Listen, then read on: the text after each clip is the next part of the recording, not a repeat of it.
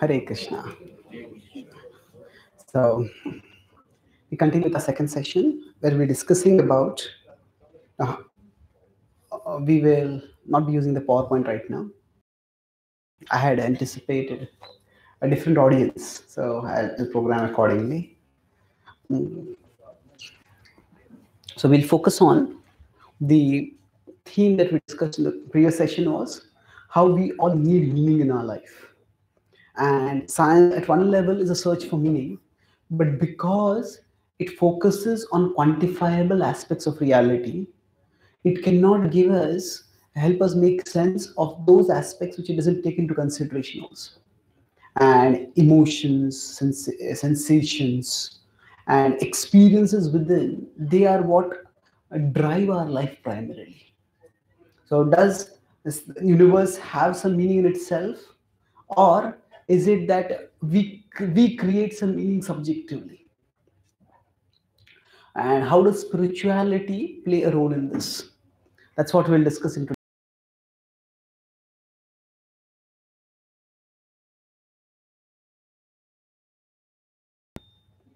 And quite often,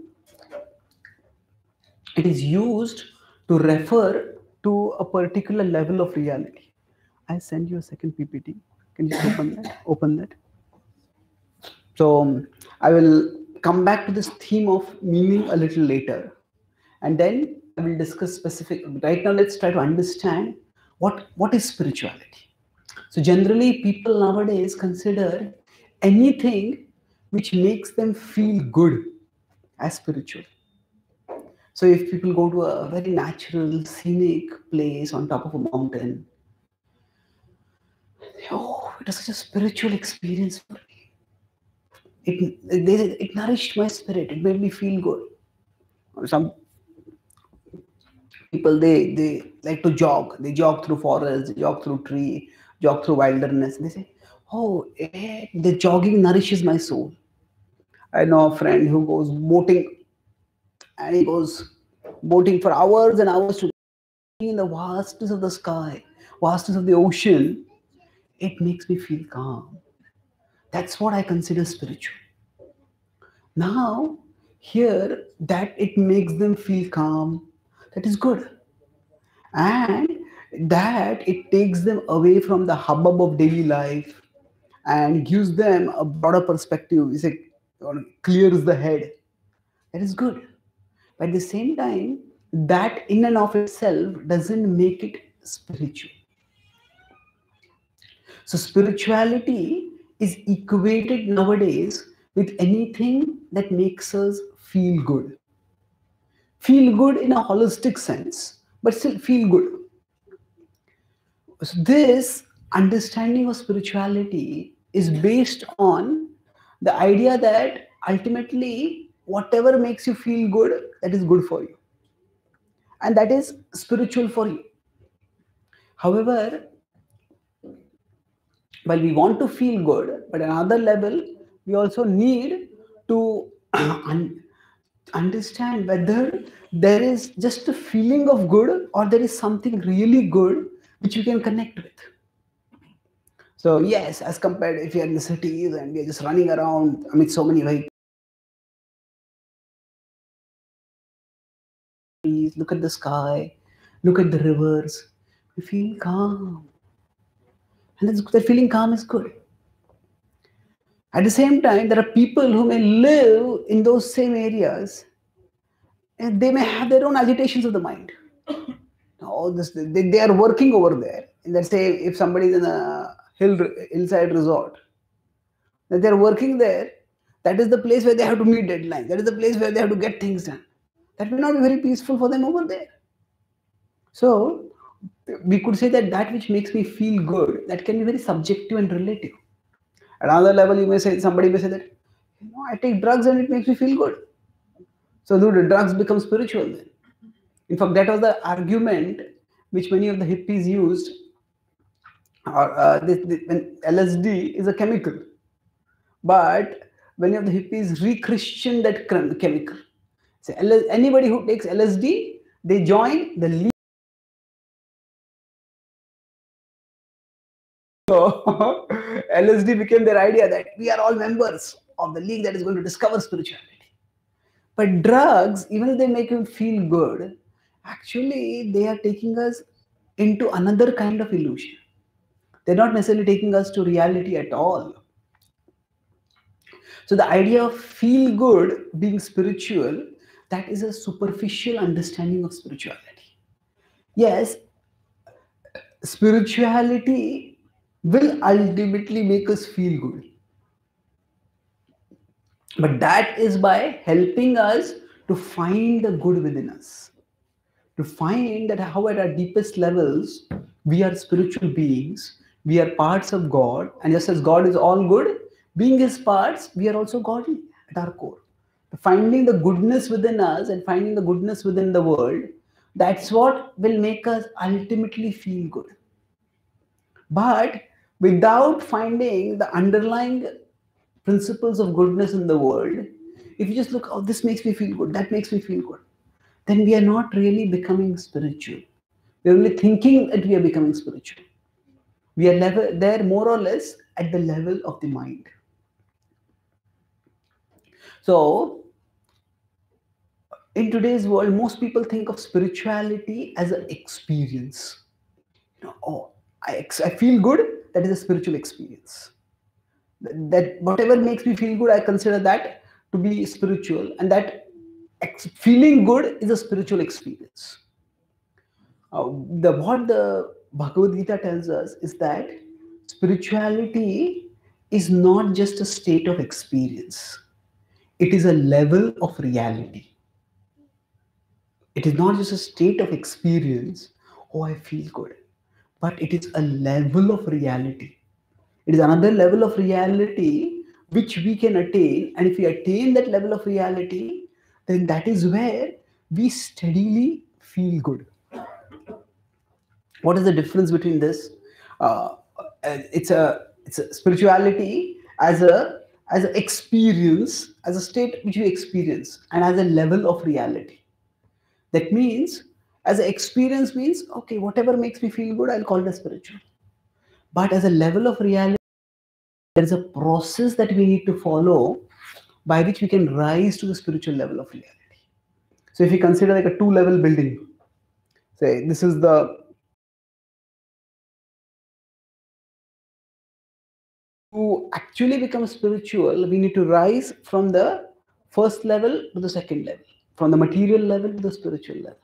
So to the extent we do that, to that extent we become spiritual. And if we are not doing that, we are still staying at the first level of reality only, then something may make us feel good, but that will be temporary. It will make us feel good for some time, and after some time, again we'll feel bad, we'll not feel so good. So the Bhagavad-gita says that there is another level of reality which each one of us can experience, and not just experience occasionally, but which we can rise to that level.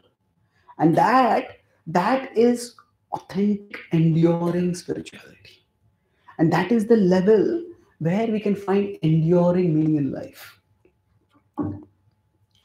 So let's consider what does the Bhagavad-gita explain exactly when it says that spirituality is another level of reality?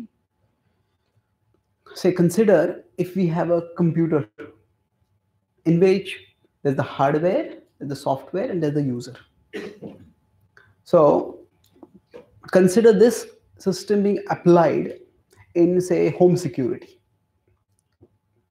So in home security, if somebody has a big house, like a mansion, then and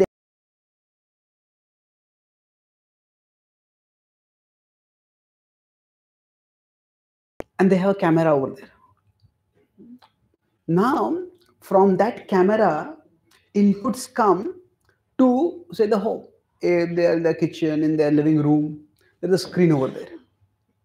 And if somebody comes near that gate, they ring the bell, or they're just coming in their car, then in the camera over here, they can see what is happening.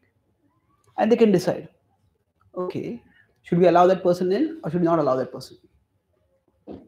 So that means there is the person, there's a thing that is there out there in the at the gate. then there is its depiction, or it is being seen in the screen, and there is a person observing it. So similarly, the Bhagavad-gita says that the physical reality is the world out there. The mind is the screen inside us, the screen on which we see the physical reality. Just like, say, person at home, they see who is out there. So what is out there is seen in here on the screen, and then we are the seers of that screen. So the world out there, that is physical level of reality. The image that comes inside us, that is the mental level of reality. And the seer of that image, that is the spiritual level of reality. Let's do a simple thought experiment to illustrate this point. So wherever you are, now you can be seated comfortably and you can close your eyes. And after closing your eyes, you can take 3 deep breaths with me. 1, 2, 3.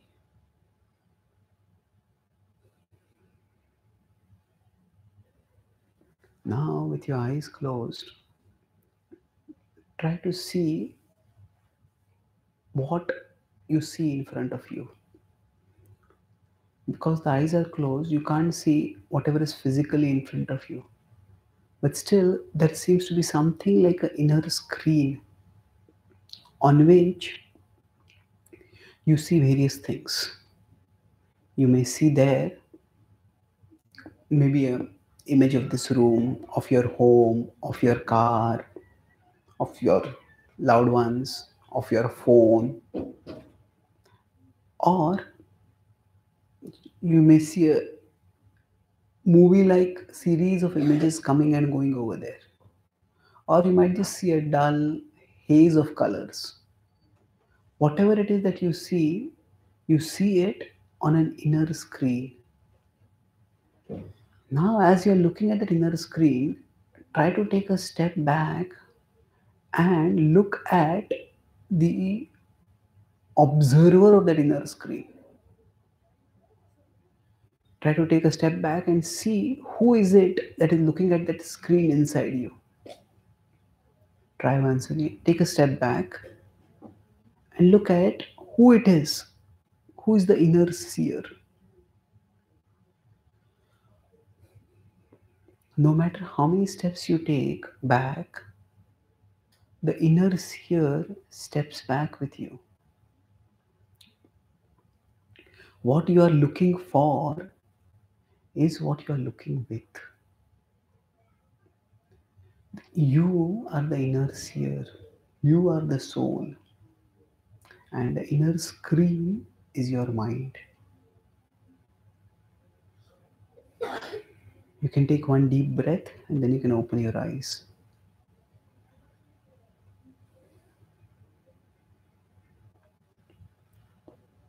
Thank you.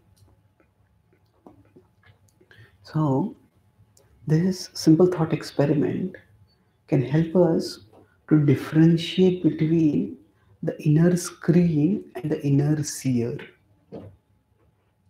Normally, we equate the two. Whatever appears on the inner screen, we think that is what we are. That is what who we are. But the two are different. So the outer scene is physical reality. The body is a part of the physical reality. The mind is the inner screen on which stimuli from the body come in. They are integrated and presented over there. Shotram chakshus sparshanam cha rasanam ghranam eva cha.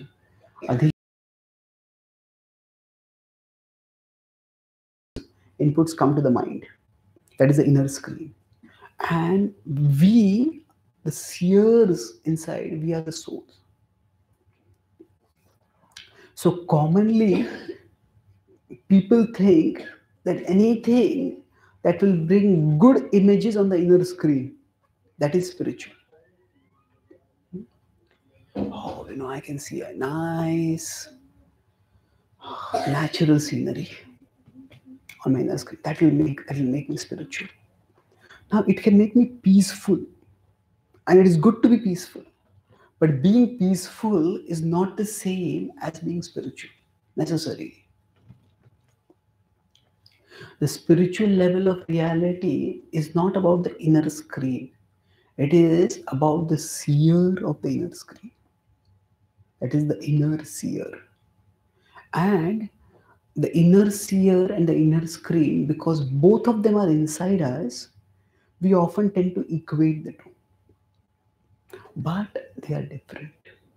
So the Bhagavad-gita, when it says that spirituality is not just a state of experience, what it means is it is not just about getting some nice images on the inner screen. It is about spirituality is about another level of reality. That means that we understand ourselves to be the inner seer. We realize ourselves to be the inner seer. And this inner seer is indestructible.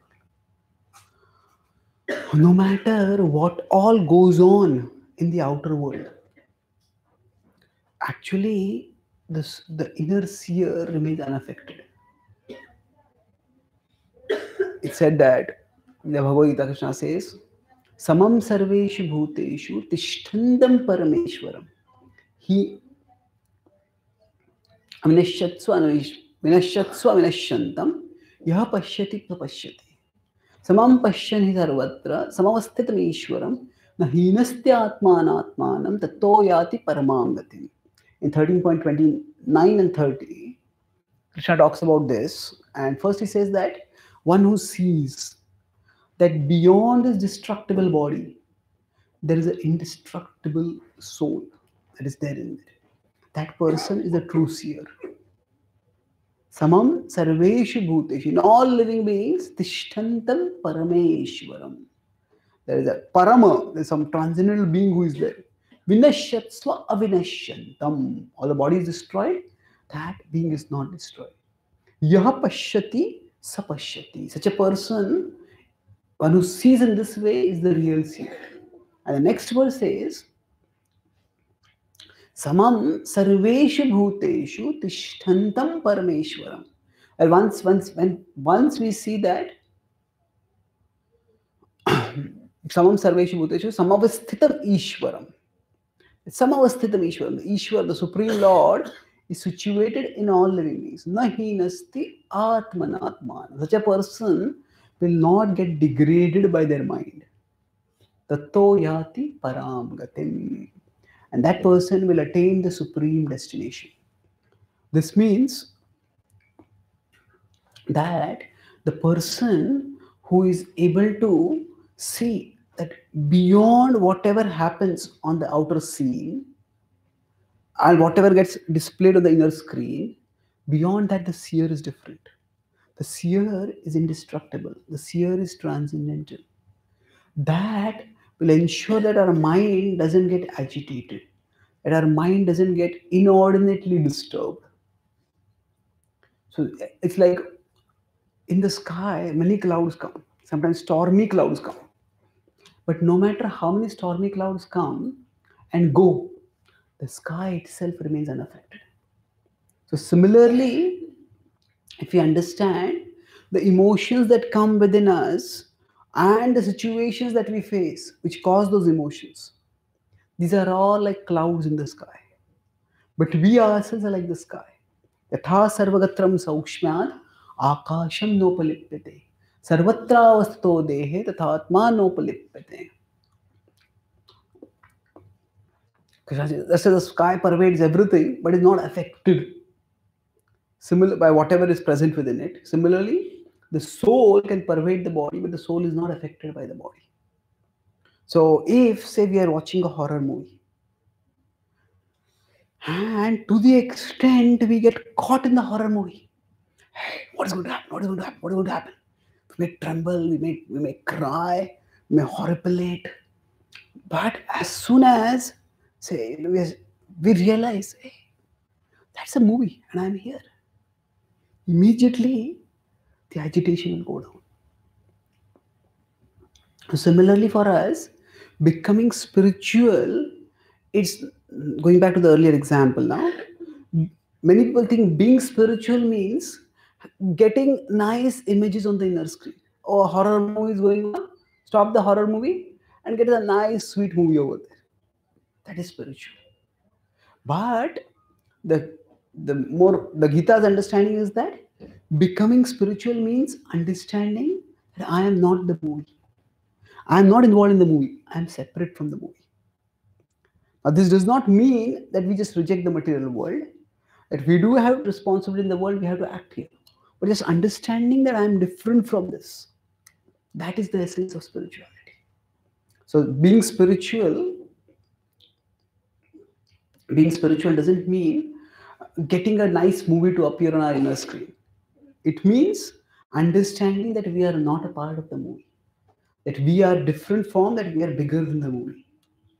And to the extent we understand this, to that extent, whatever appears on the inner screen or whatever happens on the outer scene, it will not disturb us that much.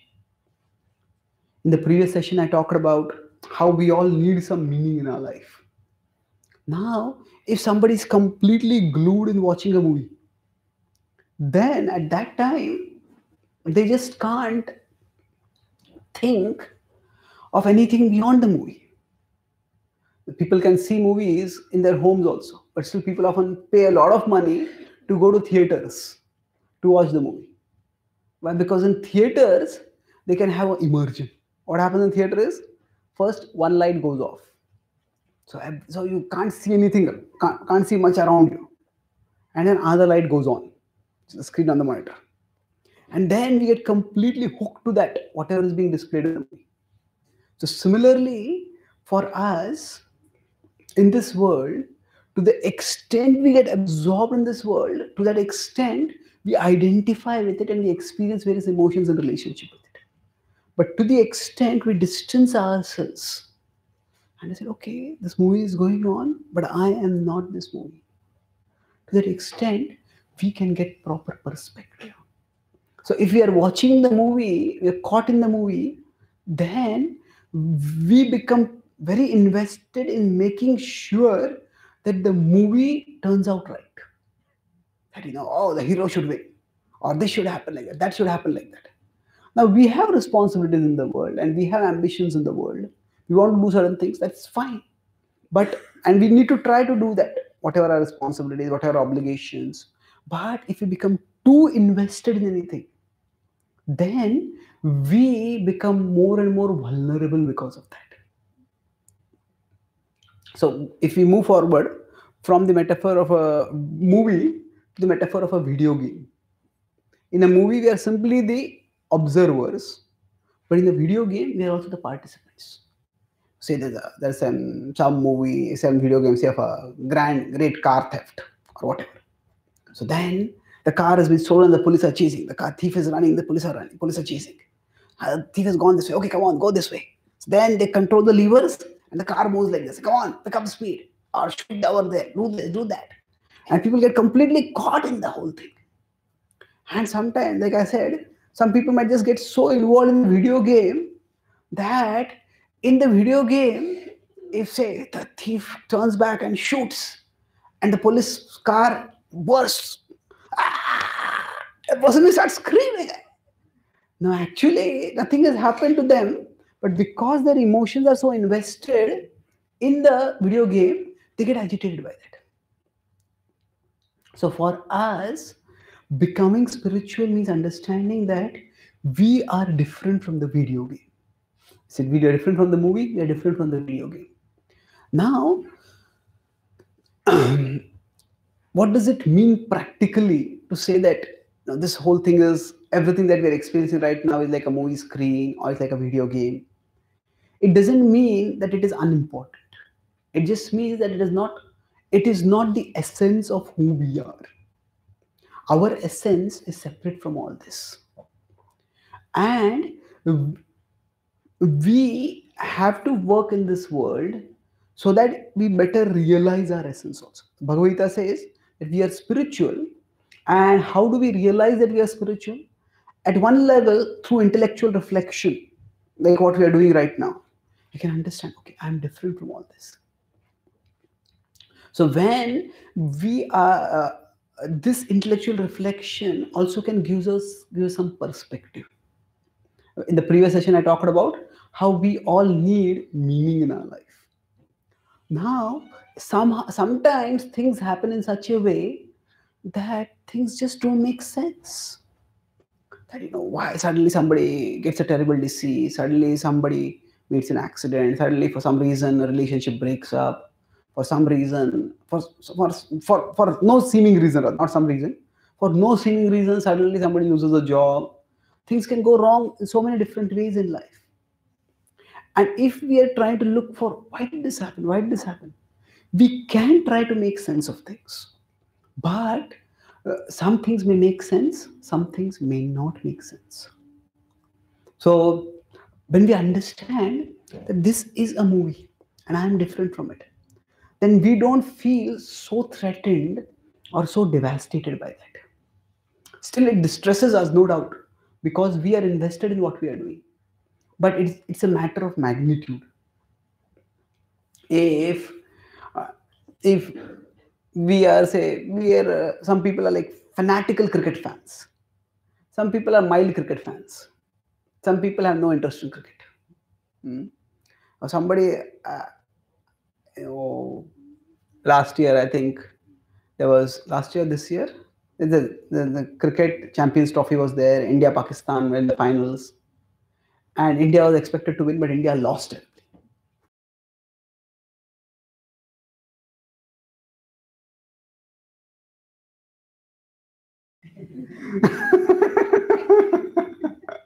So I told him that the cricket players probably they went and slept. So what happened? He was too emotionally invested in that. He was in India. That match happened in England, but he is too so fixated in that he got too involved. But if somebody is a mild cricket fan, okay, India lost, you feel a little bad, but move on with life. Somebody who has no interest in cricket says, why are people so excited about? What is there to be excited about? So it's the investment of emotion that causes how much we are affected. Karya karana kartrutve hetu prakritruchyate purusha sukha dukkhanam bhoktutve hetu ruchyate. In 13.20, Krishna says that in the material world, the cause and effect, this will lead to this. This is determined by material nature. But the happiness and distress that is experienced is determined by the desire to enjoy. So cause and effect, karya karana kartutve hetu prakritruchyate. Material nature determines this cause will lead to this effect. But what effect in the material world, how it will affect me, whether it will cause me happiness or distress, that is purusha sukha dukkhanam bhoktrutve heturuchyate. This is by the desire to enjoy. Say for example, say a cricket match is there, last ball, the team needs a sixer to win the match, and the bowler bowls and the batsman hits. And the batsman hits and the ball just crosses over the boundary and falls out. It's a sixer. Now, material nature we can tell by the laws of physics, okay, this ball was hit with this much force by the bat and it hit right in the middle of the bat, and that's why it crossed over the fence.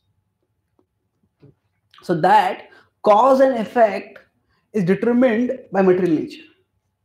But say the team that wins, they are jubilant, and the team that loses, they are devastated.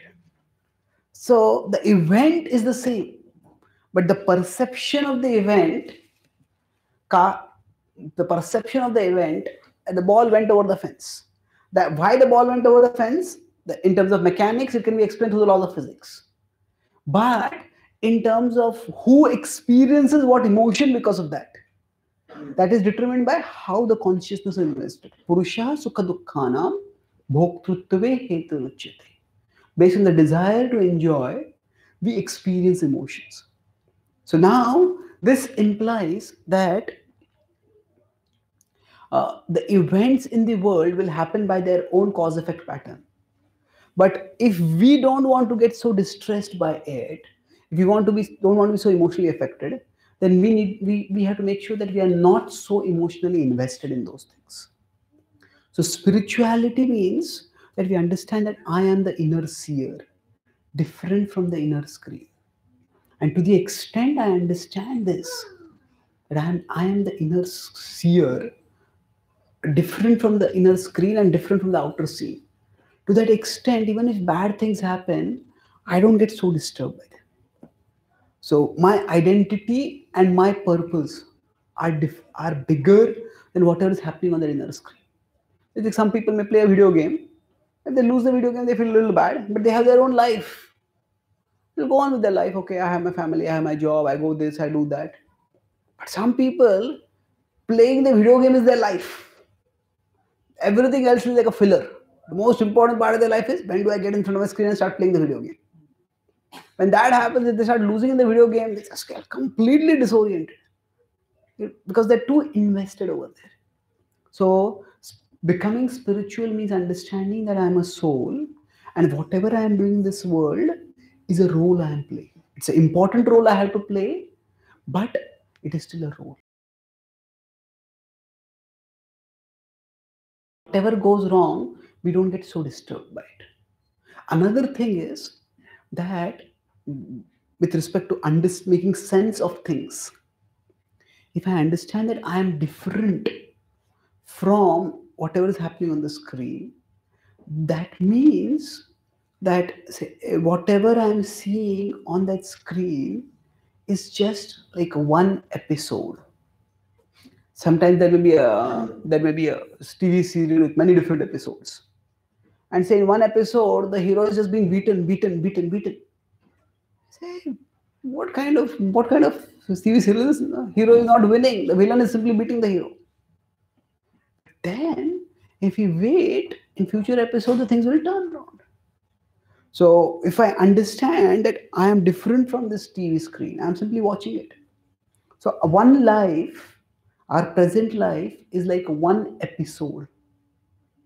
And this episode, before this, many things have happened, and after this, also many things will happen. So this, if I look for meaning within this life's perspective itself, sometimes we just not be able to find a meaning. Why? Because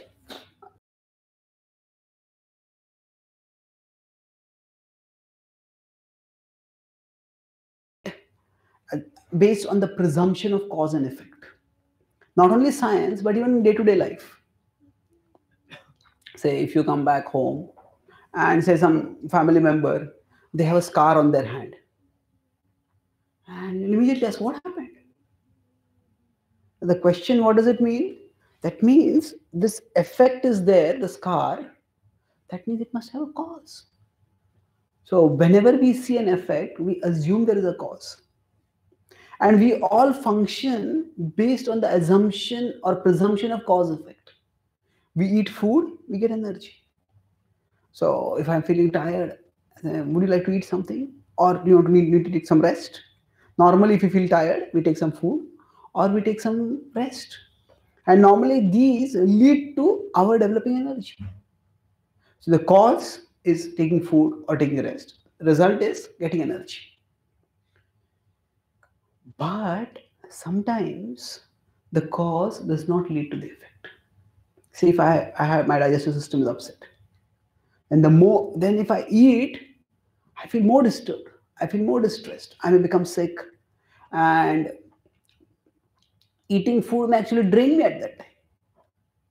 Sometimes if I sleep, but if I'm having nightmares, or then after waking up, I don't feel fresh. I feel more tired. I feel more exhausted. So normally, cause A leads to effect B. And we think that is all that there is to it. A will lead to B. But there is much more over there that we don't even know about. We eat food and we get energy. But in between, there is a whole process of digestion. but we don't think about it at all. It's the only time we think about our digestion is when it doesn't work. So the point I'm making here is with respect to, we assume cause and effect is there, but when cause A does not produce effect B, which is normally what we expect, then we don't think, oh, there's no causal connection. I think there's something else must be going on. If I'm eating and I'm not feeling energy, then I start thinking, hey, what is going on? Maybe there's something wrong with my digestive system. So actually, when things happen in the world, in the outer world, if we just look for cause A producing effect B, then although that theory, action produces reaction, that works within a limited framework, but sometimes it doesn't work. Just like I talked about Newtonian physics, normally it works. But at expanded realm, the subatomic realm and the universal realm, it doesn't work. So similarly, in our normal experience, cause produces effect. I study well and I get good marks in my exam. I study poorly, I don't do well in my exam. So cause produces effect. Now, recently I was at a university, and after that a student asked a question. He says, he was asking many questions. And before that, the devotees had told me that he said that I'm an atheist. So then he asked the question, why do bad things happen to good people? So I asked him, why should bad things not happen to good people? What do you mean? Yeah, I'm asking you, why should bad things not happen to good people? No, if good people are good things should happen to them. People are bad things should happen to them. Why? What do you mean, why? I said, if there is no guiding principle in the universe, then anything can result in anything. So why should we expect that good people should get good results and bad people should get bad results? The very assumption, the very question that why do bad things happen to good people, that implies the assumption that there is a correlation between causes and effects. I'm asking, why do you assume this correlation is there? Oh, but it's how it should be. How can bad things happen to good people? No, I'm asking, why is this correlation there? So atheists, sometimes they use this as a fundamental question to beat theists. They say, the problem, if God is good, then why are bad things happening to people? Why is there so much evil in the world? We can turn around, why should there be no evil in the world? In fact, in the atheistic world, there is just matter interacting with matter.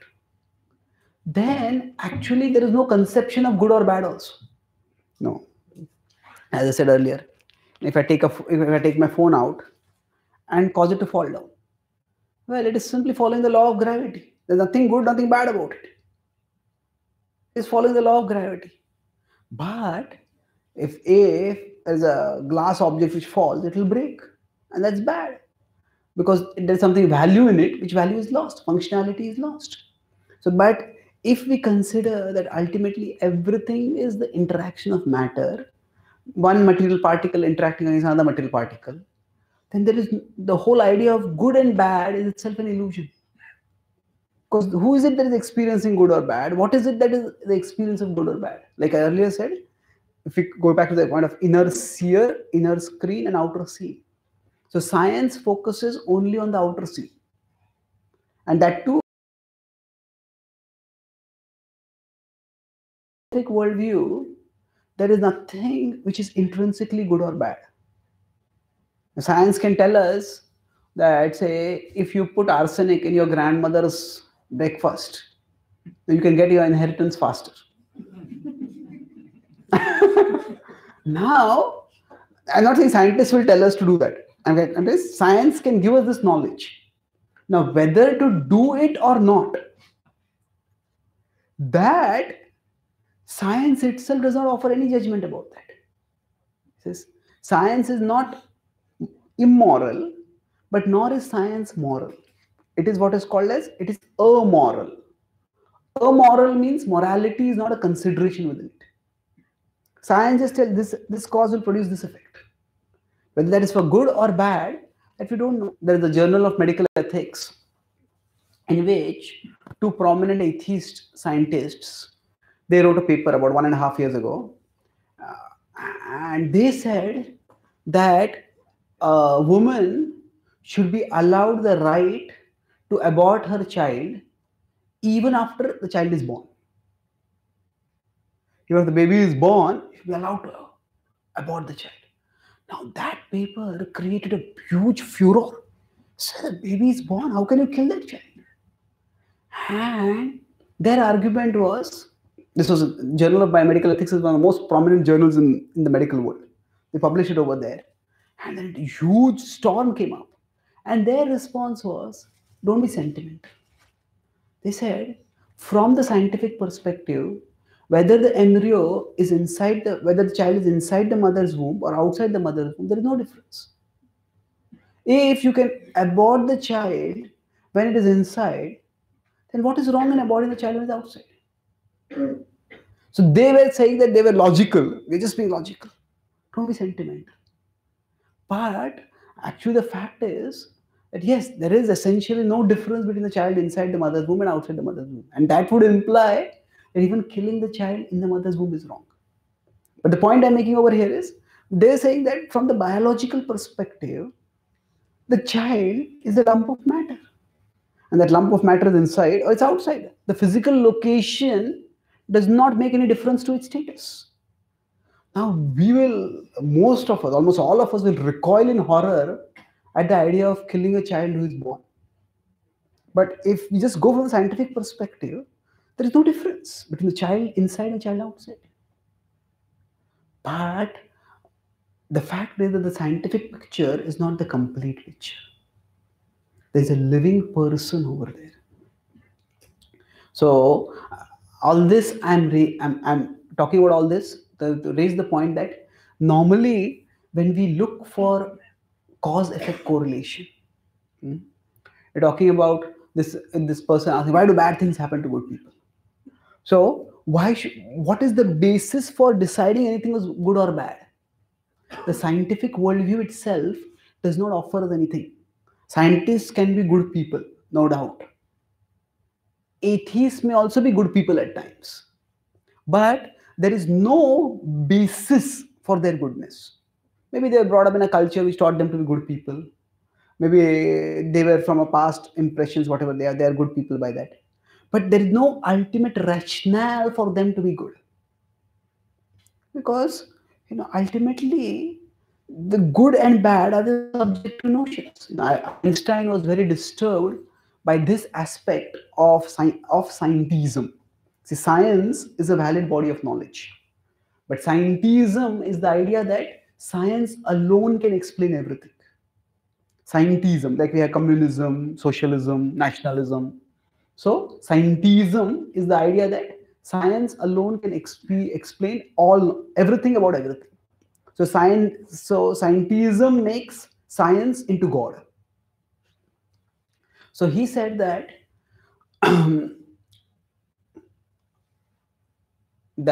say the Nazis who killed millions of Jews, the estimates range from around 8 million to more than 10 million. So he said that if we consider it purely the scientific worldview, not scientific worldview, scientism, its adjective is scientific. So if we explain that scientism is true, then we can't hold the Nazis responsible for killing anyone. Why? Because ultimately they simply acted according to the way their brain was programmed. We are all programmed machines, because within the scientific worldview, everything obeys the laws of nature. So if this phone is dropped, it has no free will whether to fall or not. It will simply fall. So like that, we all are programmed to act in particular ways. So the Nazis were programmed to kill, and they killed. So he says they can't be held responsible.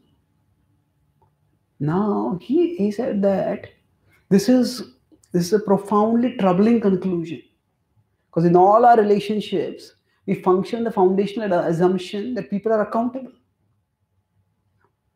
If, say, a person comes to us suddenly and slaps us. Hey, why did you slap me? He says, the neurons in me told me to slap you. Okay. The neurons in me told me to slap you. We are responsible. We are accountable. All systems of justice, all systems of accountability would collapse if we assume that we have no free will. So the search for meaning, the search for cause-effect correlation requires the assumption that there is some cause-effect correlation. And that cause-effect correlation cannot be explained within a materialistic worldview. There is some higher reality beyond the material which has infused the world with the order, which has infused the world with morality. This is right, this is wrong. Specifically, what is right and what is wrong in different situations may vary. But the principle that there is right and wrong, that is something which is universal. Now, where has it come from? So that is something which we need a deeper soul. We need a reality beyond the material to explain that. So let me put these pieces together. I started in the previous session, we talked about how we need meaning, but sometimes in the world we may not find meaning. Then in this session, I talked about how there's an inner seer, the inner screen and the outer scene. So understanding that there's an inner seer, it gives us a security by which we can not be affected when on the outer scene things don't make sense. We don't get devastated by things going wrong. Now, having got that security in our spirituality, we are seeing with this spirituality, can we make sense of what happens in the outer scene? So in answering that, the question which we're discussing is, without spirituality, why should anything make sense at all? So the very assumption that things should make sense requires some principle of order. Good things should produce good, people who do good should get good results, or that there is an idea of good and bad. All this requires some foundational assumption which is not there in matter. Matter is simply interacting. Einstein, to say on a lighter note, he said, gravity can explain the falling of objects, but it can't explain people's falling in love. It's a different category of reality. So the very fact that we can make sense of things in the outer world requires something beyond matter by which this order is present. So that reality, which is the foundation of material reality, and that which gives order to material reality, that is the spiritual reality. So I'll make 2 points and then we'll stop. This whole subject is very big. I don't want to go into the... I said earlier that this life that we experience is like an episode. And, in this episode, what is happening, some of the things can be explained. This person shouted at this person, that's why this person is angry with this person. But two people might just have enmity. And why they have that enmity? We may not, in this episode, it's assumed that they are enemies. But why they are enemies? We may have to look at the previous episodes to know why it's happened. So it's also a continuation. So some events in an episode can be understood just by watching that episode. But to understand some episodes, some events, we will need to look at the previous episodes. So similarly for us in life, some things make sense based on this life's causation itself. I spoke harshly to that person. That's why that person is so angry with me. Now that person is on a campaign to malign me. But sometimes we may just be doing nothing, but that person is just angry with us. They're telling like this about this, like this about us. Just on for practically nothing we have done, but they are in a big mission against us, mission to destroy us. So why is that? For understanding that we have to go to a previous episode. Previous episode means what happens in this life is not determined by our actions in this life alone. So I said about how there are cause and effect.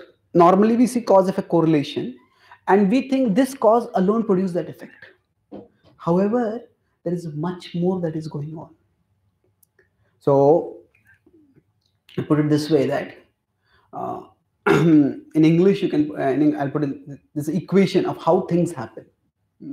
We are looking, if we look at the previous episodes and then we try to make sense. So in Sanskrit we say it as karma plus daiva plus kala leads to phala. Karma is our present activity, what I am doing right now.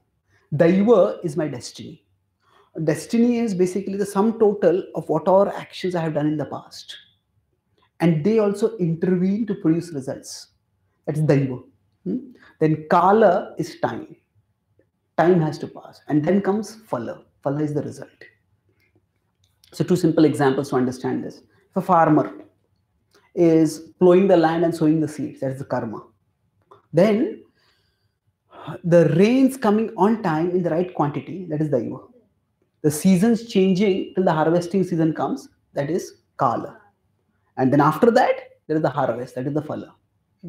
Say a couple get married and then they want to have a child. Their uniting, that is the karma. But it's not that every time union happens, conception will happen. There is something more that is required. That is daiva. And even if conception has happened, after that, it's not that next day you'll have a baby. There's a period of gestation. That is kala. And then there is phala. Then the child is born. So put in English, we could say karma is duty, daiva is destiny, and kala is duration, time duration. So there are 4 Ds. Duty plus destiny plus duration leads to desired result.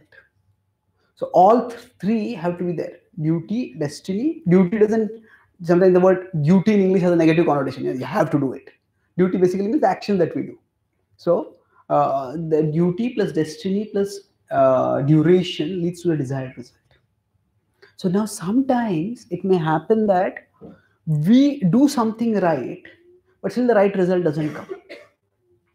That is because if I think my duty only produces the result or my karma produces the phala, then I am mistaken. There is this well-known verse in the Bhagavad-gita, karmanyevadhikaraste ma phaleshu kadachana. Ma karma phala heturbhur ma te sangostva karmani. 2.47 in the Gita. So I was at a university and one student was not a non-Indian.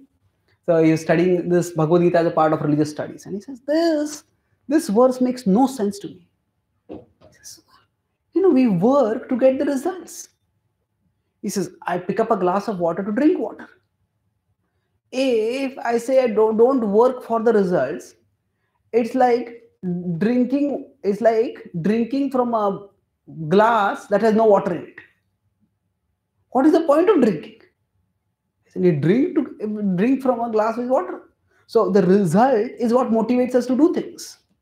So if we are not to be attached to result, then why will we do anything at all?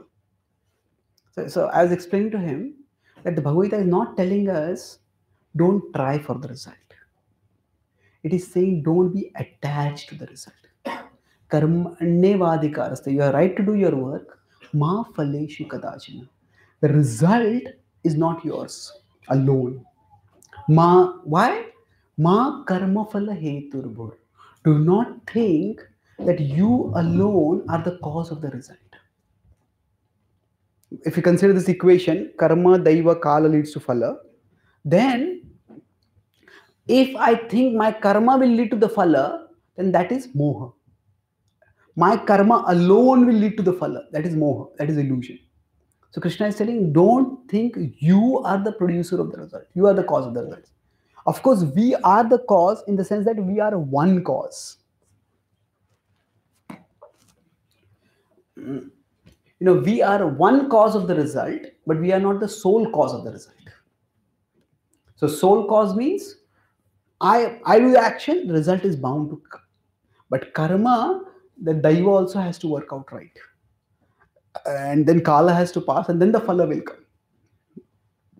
So Krishna is saying, Ma karma phala hetur. Do not think you are the cause of the results. And Mate sangostva karmani. At the same time, do not be attached to not doing your work. Because doing your work, your duty, is what will help you to grow, even if it doesn't provide the result immediately.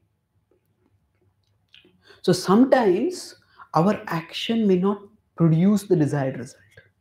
And that is when we start feeling, what is going on in my life? We start doing we invest a lot in a relationship and suddenly things backfire. We invest a lot in a career and suddenly, somebody may work very hard to develop a career in a particular field and suddenly that field itself goes down. Then what do I do? So we put in an effort and we don't get the result. Now, how many of you have this experience that you worked very hard for something, but the result didn't come out? Okay, everybody has that experience. And now, how many of you have the experience? Some things you did not put in much effort, but still a great result came out.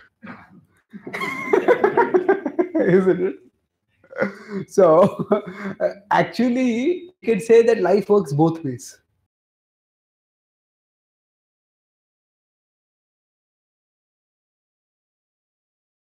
Phala comes. So, what is happening over here is that our karma is simply the trigger, and the daiva also plays a part in it. Some people, they normally there's a cause effect correlation, karma and phala. Now, if you eat too much, your health will get spoiled, you'll become fat. If you eat too little, you'll become too thin, you'll become too weak. The normal correlation is there between our eating and our health and fitness. Now, some people, they just eat a little bit something wrong here and there, and the big problem comes up. Digestion gets disrupted, their health gets spoiled. Now, some other, they treat their tongue like a conveyor belt.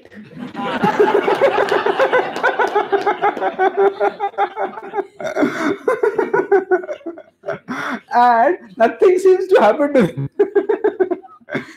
They eat so much, and this is fit, healthy, nothing is happening. So, what is happening over here? The karma, it doesn't seem to correlate with the phala. Why is that? Because the daiva is different in different people. The destiny, some people by their destiny are meant to have a sickly body. And a small thing going wrong immediately causes sickness in them. But some people by their destiny are meant to have a healthy body. So no matter what they eat, they just stay healthy, they stay fit. So what happens if we think only in terms of karma and phala correlation?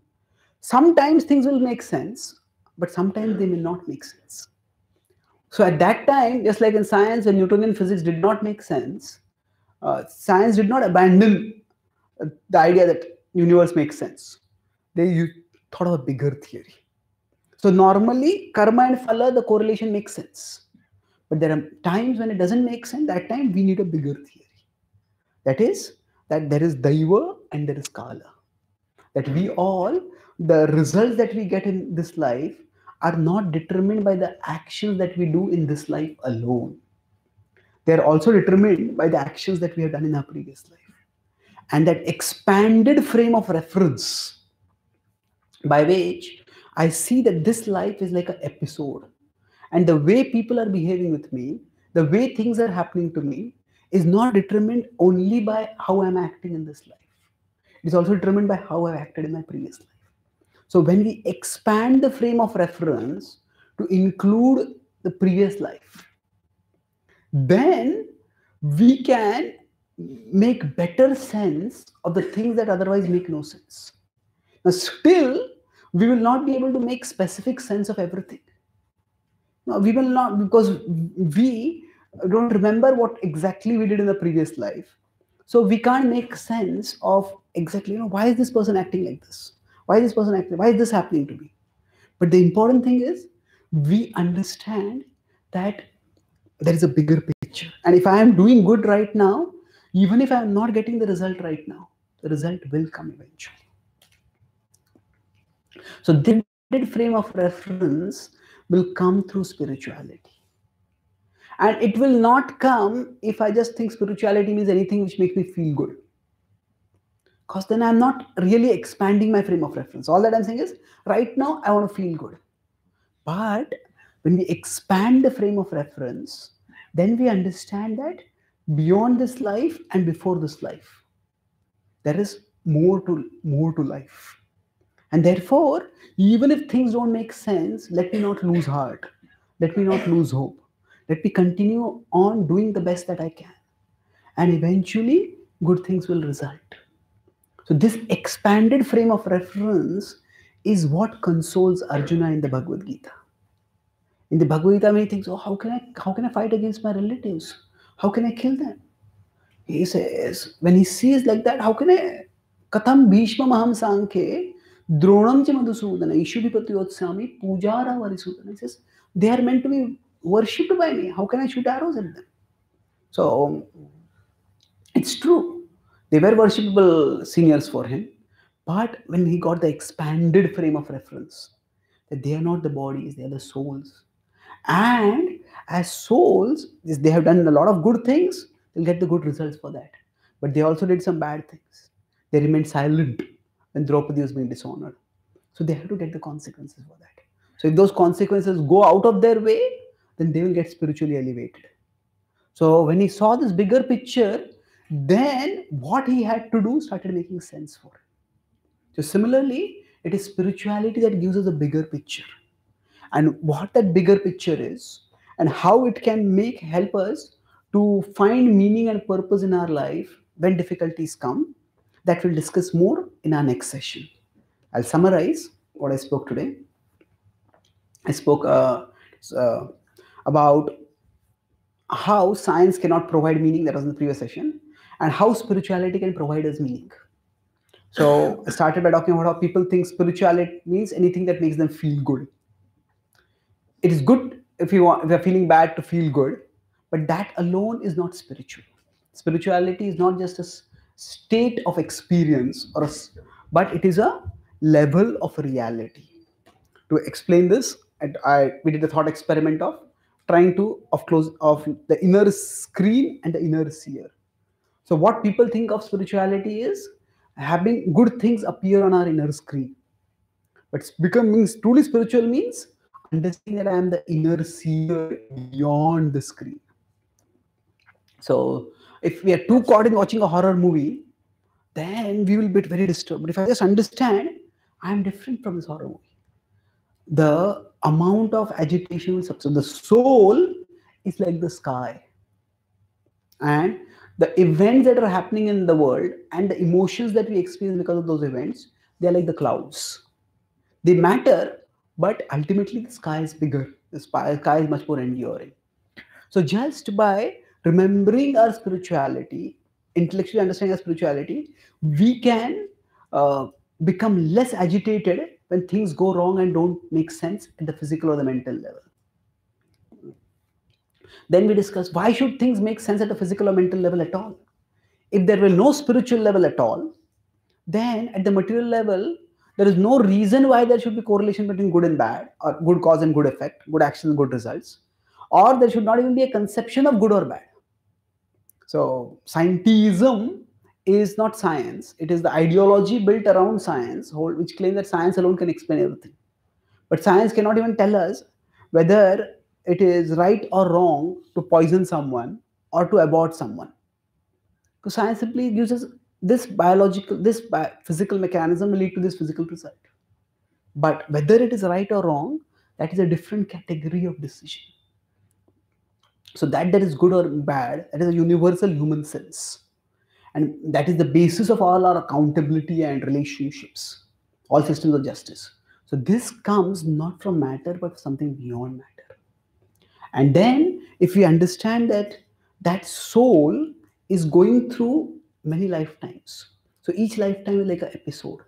So normally we see cause-effect correlation in terms of immediate, this cause, this effect. I eat, I get energy. But sometimes when I eat and I don't get energy, that means I have to look at some invisible factor. The factor that is normally invisible is digestion. I assume it should work, but when it doesn't work, I think about it. So karma normally leads to phala and we think there's nothing more. But beyond, but karma and phala are not alone there. Karma, daiva and kala leads to phala. So daiva is destiny which is determined by what we have done in a previous life. We talked about harvesting crops or having a child, or somebody eating a lot and staying healthy, and somebody eating a little wrong and becoming unhealthy. So when we have this expanded frame of reference, then we can make sense of things which do not make sense within the limited frame of reference. That's how spirituality can help us find meaning and purpose, by giving us a broader frame of reference, by helping us to understand that we are beyond whatever is happening at the physical or mental level of reality. So thank you very much. Hare Krishna. Are there any questions or comments? Yes, Kari Prabhu, you comment? Oh, you don't? Okay, fine. It's just about the doctors, I guess, or medical people who said it's okay to kill the baby. If you can kill him in the womb, you can kill him when he comes out. And you can, go even further, then you can kill the child at any age. 10 years old, that you kill him, what's the difference?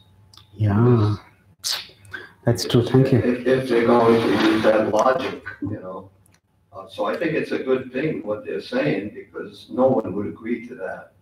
And so why should you kill the baby in the womb?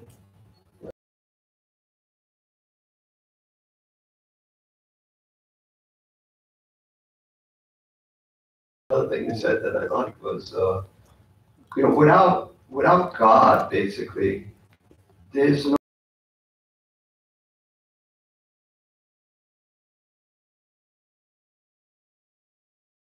5 years ago, a group called Blind Faith, which is a nice name for a blind faith. But in it says, what's right or wrong is hard to say. Forget about it for today. We'll stick our heads into the sand and pretend that all is grand.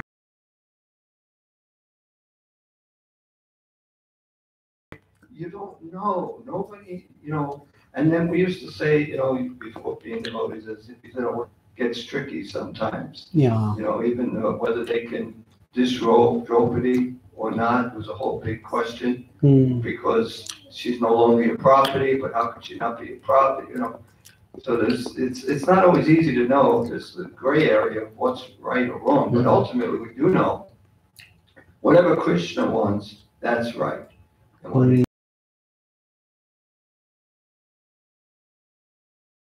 wrong. Otherwise, it's really, anybody can say anything. Doesn't make, so I really like that point that, talking to the atheists. And how do they come about their right and wrong? It's simply by,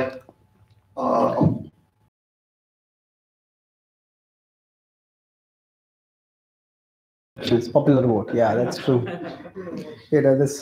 This moral relativity is very common today. I think is good for you, is right for you, is right for you. So I was speaking at Amazon in Silicon Valley, and there I was talking about moral relativity. Somebody asked this question: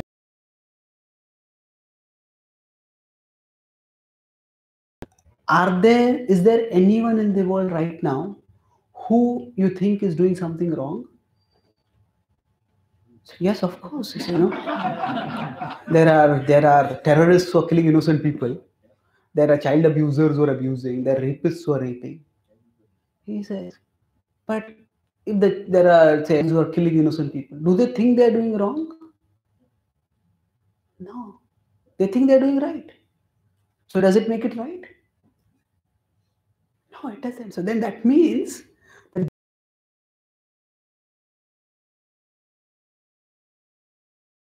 So after that, one Amazon executive, he was a middle-level executive, he had come for the seminar. He came and told us that, so I agree with you. He said that even in their company, they have this whole section on apparel is clothes. So when they have women's apparel, they show women with those clothes. But for girls' apparel, they say we do not show girls with clothes, because we don't want to encourage pedophilia in any way, child abuse in any way. So it means even a company which is out to earn money, they also have a sense this is wrong. So the specifics of what is is a matter for later discussion. But the principle that is there is right and wrong. Once we separate the two, what people force your morality on me, and I don't want that. Okay, fine, I won't impose my morality on you. But first, the principle that is right and wrong, that has to be universally accepted. That is universal. The specifics can come later. If people causes them resistance to principle also. Now, I don't like this, so I won't accept the principle of morality. But nobody can live with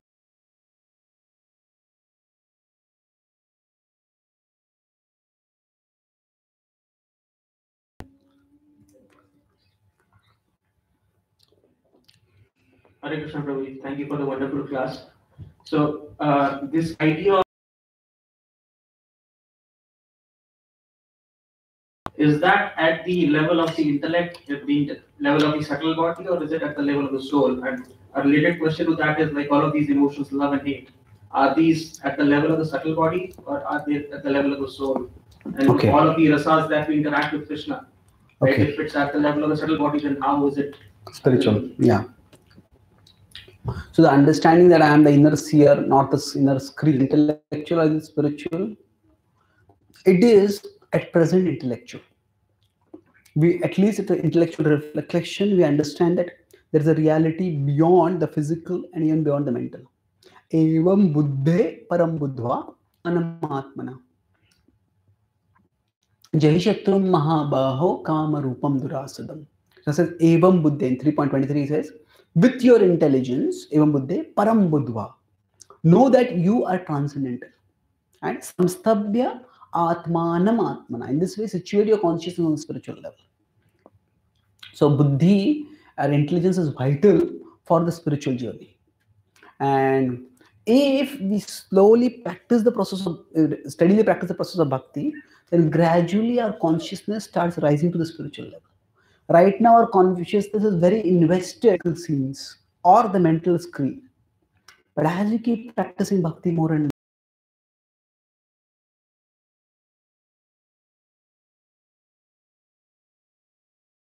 more, seer, that is Krishna. So eventually, as our spiritual consciousness starts becoming more and more awakened, then we can start perceiving Krishna directly. And for us, this understanding that I am the inner seer goes from the level of being intellectual to becoming experiential. We get a realization of that.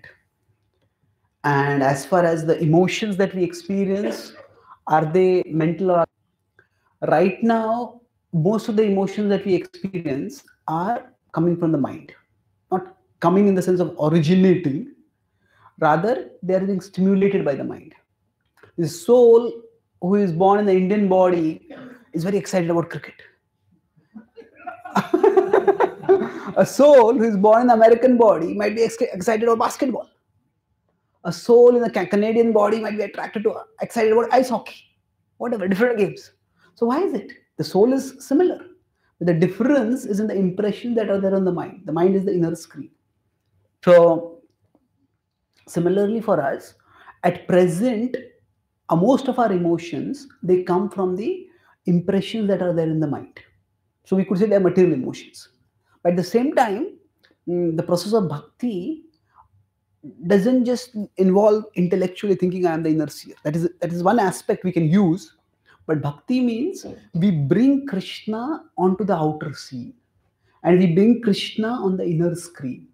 So for example, we come to a temple, take darshan of the deities, then that is Krishna manifesting in the outer scene. And if you keep taking darshan of the deities, in some traditional temple, they say no photography allowed. There is a commercial reason and there is a transcendental reason. The commercial reason is they want to sell photos. The transcendental reason is that they say that actually when you come to that temple, your heart should be like a camera. You take in darshan of the Lord and take the photograph of the Lord over there and cherish that memory with you. So the idea is that when we take darshan very intensely with the devotion, then that what has appeared in the outer screen gets impressed on the inner screen. So at present, what we experience when we are practicing bhakti is partly material, partly spiritual. So some of us may like to sing about Krishna. Now, some of us might have been like to sing earlier, and now we are singing about Krishna. So while singing about Krishna, some of the pleasure we get is because we're singing about Krishna, and some of the pleasure is because people appreciate me for singing so nicely. Both the material and spiritual is there, but gradually, as we keep practicing bhakti, we start realizing that the connection with Krishna actually gives greater satisfaction. And then the world's glorification is there; it will come and it will go. But let me focus on the connection with Krishna. And then, by this process, this is one process is we create spiritual impressions on the mind, inner screen, and bring in spiritual stimuli in the outer screen. But by this, the soul's spiritual faculty also awakens. And then when the soul's spiritual faculty starts becoming activated, the soul starts perceiving Krishna. And it's called a state of Turiya or Samadhi.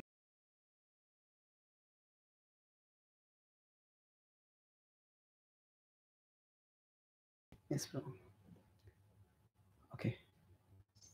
I haven't framed my question, but I have a lot of questions. So I just want to understand about this, that in real world, when we are working, we're working towards a goal and we are working a desired goal. How can we remain detached or an observer in that situation? Because if functioning in the world, we become observers, then how can we be doers? And we have to be doers to get the results. The two are not necessarily contradictory. They can be, being an observer and being a doer. Say, for example, right now I'm answering a question. Answering a question, I'm speaking something, and I'm trying to speak and as clearly as I can. So I'm a doer. At the same time, I'm observing. If I start seeing blank stares everywhere, then that gives me a saying, okay, I'm not actually explaining clearly. So this is, we don't necessarily observe and do as two separate phases. Information processing, when we do it both in parallel. If I'm driving a car and we see that the car in front of us stopped, and as soon as the observation happens, then immediately our leg goes on the brake and we stop our car. So the two don't necessarily have to be separated. The two can be together also. Although, of course, there can be phases. So sometimes in the heat of action, at that time we are observing and doing, but it's all about immediate things. But then there are times when we withdraw, we reflect on our long-term purposes in life, our long-term plan, and whether what we are doing is aligned with our values. That is a period for reflection. So there can be times when we are more prominently observers, and there are times when we are results is concerned, we do seek the results, but we don't become attached to the results. See, the Bhagavad,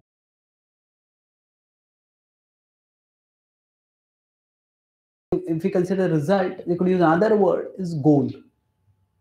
So the Bhagavad-gita is not telling us don't set goals.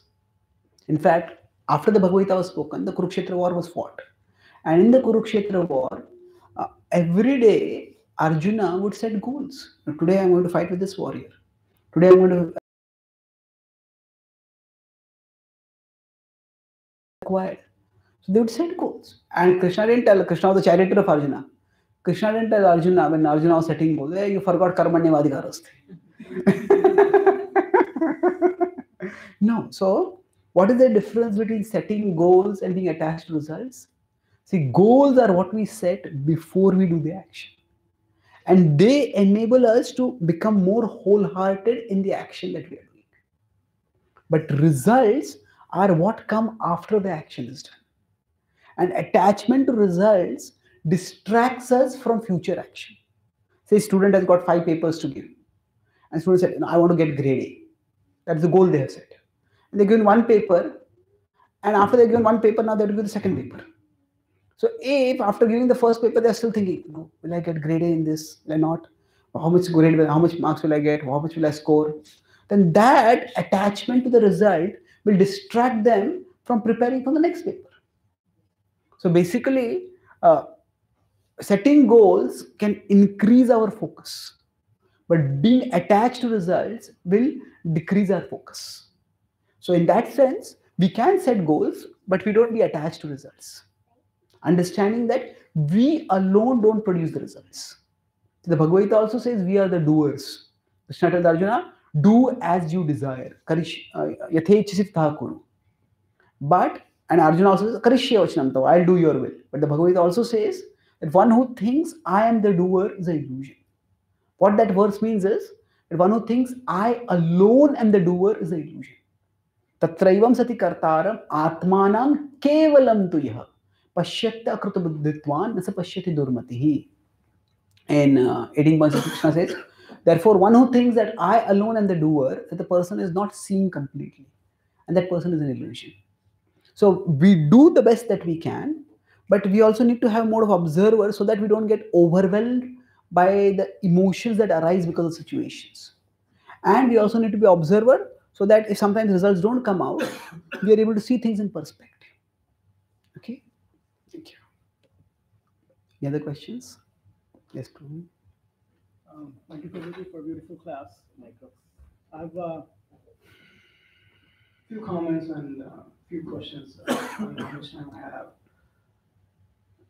The point you made, could it be also, again, I'm in complete concert with whatever you're saying, agreement with that. But in general, I've seen these questions asked by some other people, and we have tried my best to explain in a certain way. But what you're saying can also be explained in, mostly it's called theory of convenience, right?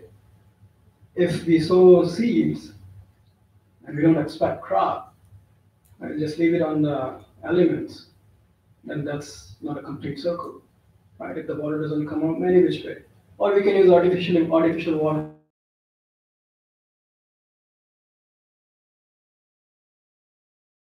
Also being explained by some other theory which is non-religious. Sometimes to explain in today's details of the facts that she had, we go back to a bigger theory, which is past births, and we try to connect this with the other. For example, in Big Bang theory, they said that the bang happened, but we don't know the cause of that bang. Don't ask that question. The bang happened, anything beyond that, we can try to explain. So this theory of bigger expansion, bigger framework, is it not too convenient to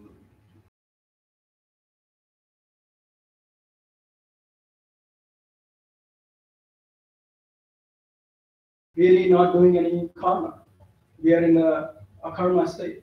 So now from this point on, are we not accumulating anything which is going to help us? Okay, that's a separate question. Let's take one question at a time. So just whenever we are not able to make sense of things, we assume that there is a bigger picture, so that's convenient for us, so that we can make sense of things. So why should we assume that there is a bigger picture? Because can non-religious theories also explain why things happen the way they do? It's not necessarily a matter of convenience. It's just a matter of expanding perspective. A particular explanation is sufficient at a particular. Say a small child, when he's being taught mathematics, is told 3 minus 5 is not possible. And that's what is required at that level. But as a child goes into slightly higher level of mathematics, 3 minus 5 is minus 2. So what has happened? The perspective is expanded. So basically, the world is bigger than our conceptions. So Francis Bacon was one of the pioneers of the empirical method. He said that the world should not be shrunk to fit our conceptions. Rather, our conception should be expanded.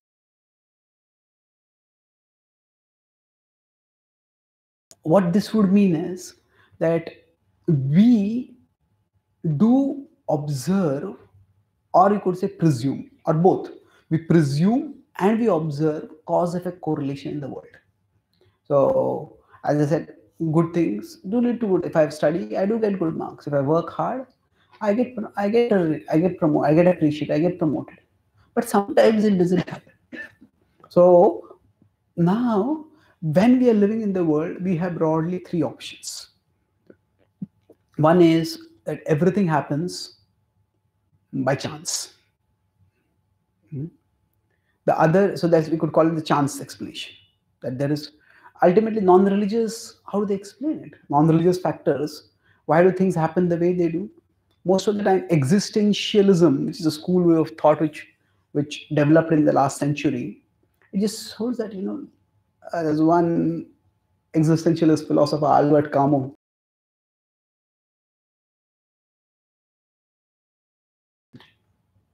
Therefore, the only philosophical question worth asking is whether to commit suicide today or tomorrow. And he wrote volumes of books just to say, don't commit suicide today. So actually, it's not that there are necessarily unlimited variety of explanations of why things happen the way they do. We could say there are broadly three explanations. One is that things just happen by chance.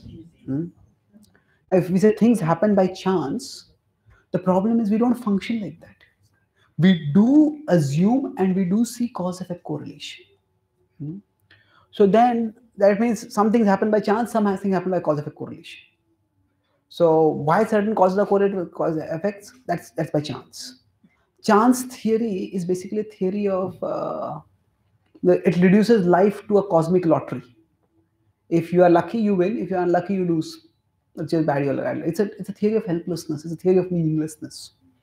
The other is that God does it.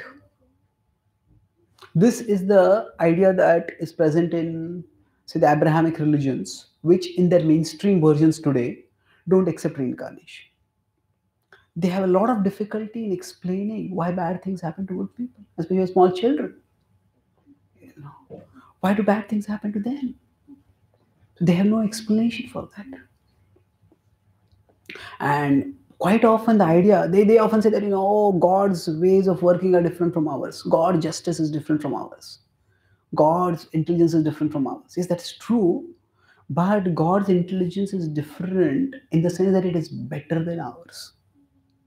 It is not, if God is arbitrary, doing anything to anyone in any way, then how can we devote ourselves to an arbitrary God like that? So a lot of the atheism in the world has come up not because atheism is a satisfactory explanation for life, rather it is because religion in its mainstream versions doesn't offer a satisfactory explanation for life. So I think Abraham Lincoln, he said that democracy is a terrible form of government, but it is the best among all terrible forms of government.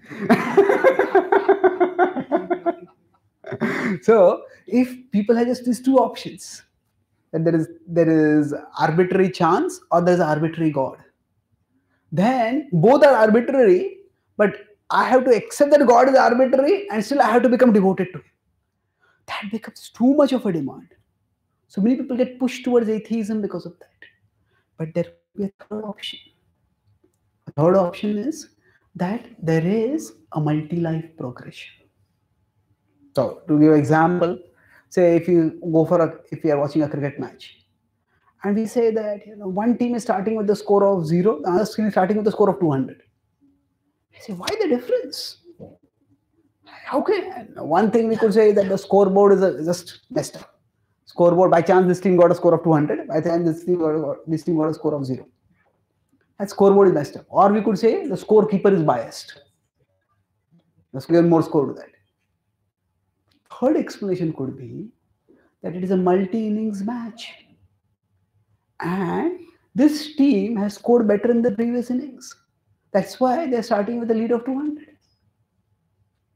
So, similarly, where in life, if we consider the multi-life progression explanation, that is the most satisfactory explanation.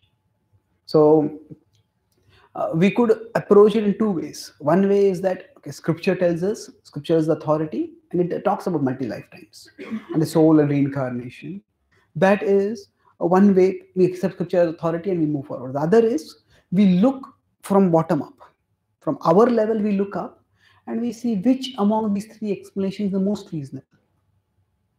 Now, arbitrary chance or arbitrary God are not actions. Now, even we could say that multi-life progression, does it explain everything? Does it explain everything, all its nuances and details? Is it specifics can be up for discussion. But the broad principle is that this is the most reasonable explanation. And were you there for the first session, or you came just now? Oh, I just came. Okay, so then I explained the previous session I how. heard this lecture.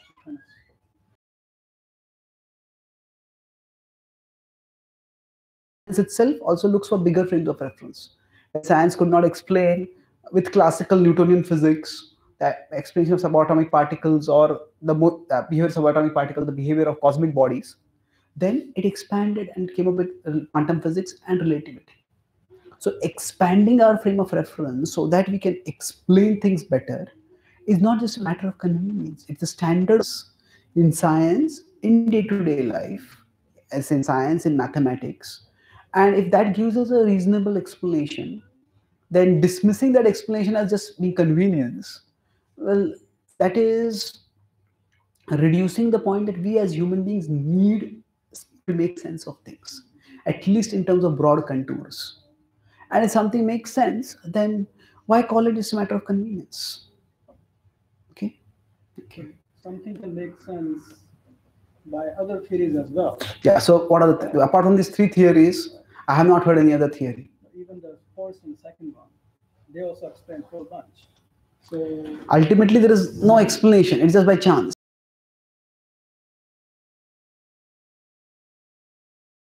Kind of move away from the original point of view. So there is a lot of examples I kind of lumped together. What is the original point of view you're making? For example, when you said a team starts with a score of 200, another team has at least the life you are experiencing today, where someone gets 200 score and another team gets 0. That's one more example which I've seen being constantly used.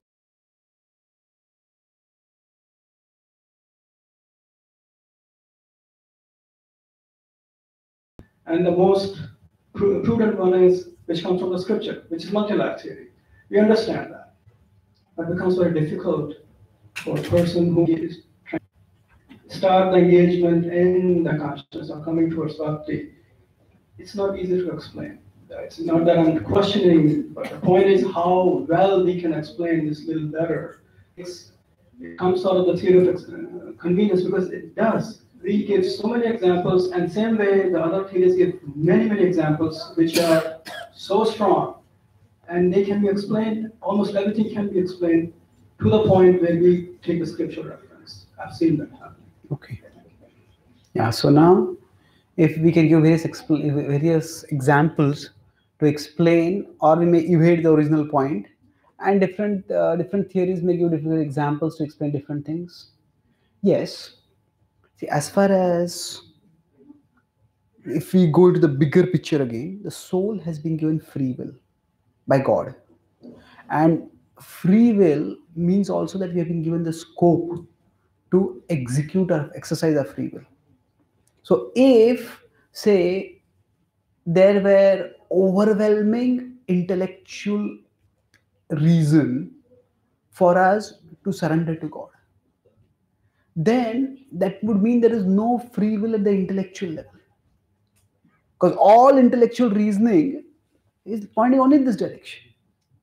Then it's like, say, a boy tells a girl, oh, please marry me. He offers her, goes on her knees and offers her a flower, please marry me. She says no. He takes out a gun, marry me. He says, yes, okay. That is not free will at all. He's saying there's no free will. So God does not force us to believe in him. Scriptures don't force us to believe in him. At the end of the Bhagavad-gita, Krishna says, Vimrishyaita dasheshena yatechasita kuru. Deliberate deeply and do as you desire. So the deliberation is what we are called upon. But after that, how we act is up to us. So suffice it to say that if we consider the spiritual aspect of life, the intellect can point us towards God. But if somebody wants to use the intellect to point elsewhere, they can also point elsewhere. It's up to the individual. It said that that there is enough in this world for those who want to believe in God, and there are those who want to disbelieve in God. So it depends on who sees what evidence. Now, philosophically, we can make different cases. It ultimately boils down to free will. I have to choose. And we can choose also based on not just the intellectual aspect, but also on the experiential aspect. It's, I say faith has two aspects to it. There can be the two features, like blind faith or reasonable faith. Now, reasonable faith has two characteristics. It's sensible and it's verifiable. Just if I go to a doctor and I have stomach pain, and the doctor says we have to cut off your leg. What? If I cut off your leg, it doesn't make sense. So when the doctor says, okay, you got acidity in your stomach, and then you take this pills. Take this for 1 week, you'll be all right. So then I can take it for 1 week and check whether it works. So reasonable faith means before we do an activity, we check whether it makes sense. And after we do an activity, whether it produces the desired result. That's verifiable. So similarly, there is at the level of intellect, we can find explanations at various levels. Okay, this makes sense. This makes sense. This makes sense, because the soul has been given by God, and there can be proponents of each theory who can come up with explanations that can just captivate people's minds, because that's the ability of the intelligence. But then verifiable.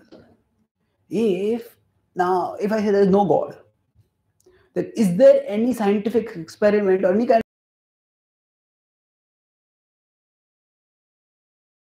of thing? But if there is a God and if we can connect with him through bhakti, then is there something which we can experience? The process of bhakti-yoga uses a process. You do this will be the result. If you do this will be the result. It's the anartha nivrutti that will happen. Nishtha will happen. Ruchi will happen. The lust, anger, greed, negativities will go down. Our virtues will come up. So there is a verifiable aspect which is there in bhakti. So now somebody will say, oh, this is who has seen this, who has experienced this. Well, yes, as far as seeing God is concerned, that may be far away. But the practical transformation,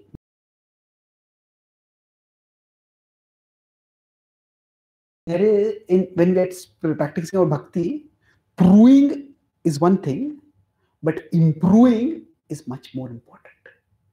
Now, if we keep trying to prove this is right, this is wrong, this is wrong, well, that argumentation can go on endlessly. Tarko apratishta shutayo vibhinna. Improving. If our own life improves, if we become better human beings, if people see, oh, this is a nice person, then they become attracted. So arguments are important to some extent, not in the argumentative mood, but in the mood of sharing knowledge. But ultimately, it is not just arguments that attract people or transform hearts. It is a transformed heart that makes hearts transform. It inspires others to transform their hearts. So the great saints throughout history who are devoted to God and they've attracted people to God, it is not just because of their argumentative abilities. It is because of their saintly character. So that's why if we, while introducing people to Krishna Bhakti, we can use some arguments and we can try to present things as much as possible. But if we maintain cultured, sensitive, gentle behavior with them, then that will attract them. Okay. So we'll stop here, and if there are more questions, we'll have more. In one session, we'll have primary question answer. In the third or fourth session, we'll have that later. Thank you very much. Shri Prabhupada ki, Gaur Bhakta Vrinda ki, Gaur Premanande.